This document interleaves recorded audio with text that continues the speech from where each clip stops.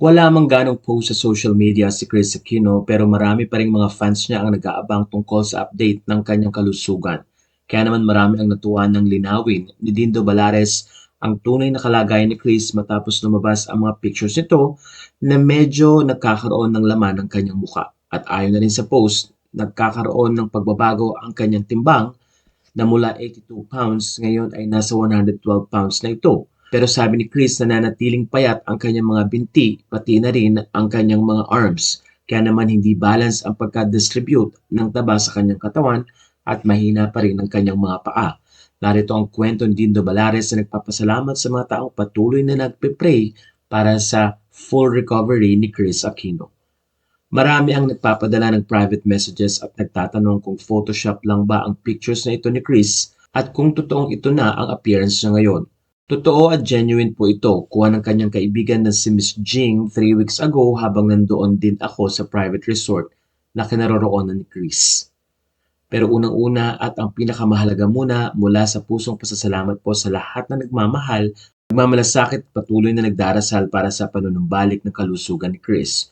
When we pray, miracles happen. Proof of Chrissy, love nourishes and heals. Dagdag pa ni Dindo Balares, malayo pa pero unti-unti nang nakikita ang pagbabago sa katawan ni Chris lalo na ang pagkakaroon nito ng additional na weight. Doon ay kinuwento rin niya na nakita niya kung paano nahihirapan si Chris na laging nakadepende nga at kailangang may umaalalay o bumubuhat papuntang comfort room. Hirap na hirap, nakita ko mismo at naririnig na mahinang sinasabing, I really hate being dependent.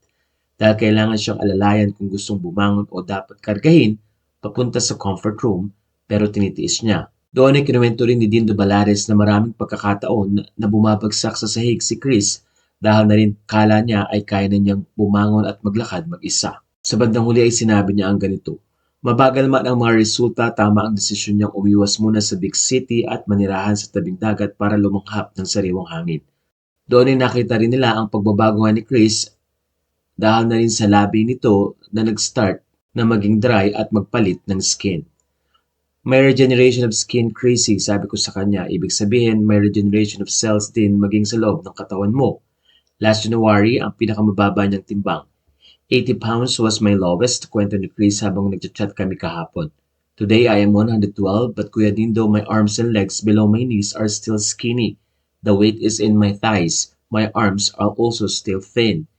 The other night before Bimp arrived, hindi kinaya ni Nurse L bumigay my knees. I said it's okay, just don't let me land on my knees. So I fell slowly on my behind because she was still holding my back. Doon ay nilinaw din ni Dindo Balares na hindi cancer-free si Chris Aquino dahil in the first place ay hindi ito nagka-cancer. Ang ginagamot sa kanya ay ang kanyang autoimmune illnesses na kung saan ay patuloy nga ipinagpipray ng mga netizen na gumaling na ito.